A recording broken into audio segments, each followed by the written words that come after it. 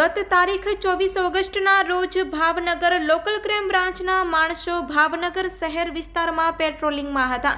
તે સમય દરમિયાન બાતમી મળી હતી કે ભાવનગર કુંભારવાડા મોતી તળાવ વીઆઈપી ગ્રાઉન્ડના ડેલા પાસે સફેદ પીળા કલરનું અડધી બાયનું ટી શર્ટ તથા કાળા કલરનું પેન્ટ પહેરેલ પુરુષ શંકાસ્પદ હાલતમાં ઉભેલ છે। તેની પાસે રહેલ મોબાઈલ ફોન તેણે ક્યાંકથી ચોરી અથવા છળકપટથી મેળવેલ હોવાની શંકા છે।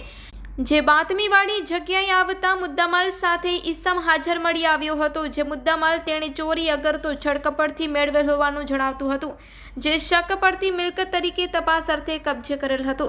તેની પાસેથી મળી આવેલ મુદ્દામાલ અંગે તેની પૂછપરછ કરતા જણાવેલ કે આજથી 4 મહિના પહેલા રાત્રિના સમય પોતે તથા સાદાબ બચ્ચા ઉર્ફે સાદાબ આલમ અલ્તાફ આલમ રહેવાસી આઝાદ બસ્તી પૂર્વ સિંહભૂમિ ઝારખંડ તથા અર્જુન સિંહ ઉર્ફે અર્જુન કુમાર કૈલાસસિંહ રહેવાસી આદિત્યપુર કોલોની જમશેદપુર ઝારખંડ વાળાએ હાદાનગર વિસ્તારમાં રેલવેના પુલ પાસેથી એક મકાનમાં સાદાબ અને અર્જુન સિંહે ચોરી કરેલ હતી અને આ ચોરીમાં સોના ચાંદીના દાગીના મોબાઈલ ફોન રોકડા રૂપિયા મળેલ હતા। તેમાંથી પોતાના ભાગે એક મોબાઈલ ફોન અને રોકડા રૂપિયા વાપરવા મળેલ હોવાનું જણાવ્યું હતું।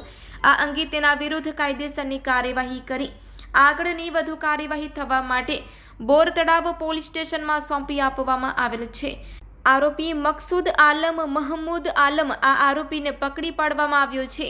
આ સફળ કામગીરીમાં પોલીસ ઇન્સ્પેક્ટર શ્રી AR વાડા તથા LCB સ્ટાફના ઘનશ્યામભાઈ ગોહિલ, સાગરભાઈ જોગતિયા, વિઠ્ઠલભાઈ બારૈયા, મહેન્દ્રભાઈ ચૌહાણ, સંજયભાઈ ચુડાસમા, અનિલભાઈ સોલંકી અને હરપાલસિંહ ગોહિલ જોડાયા હતા। Report by Ejaz Shaikh, Bhavnagar.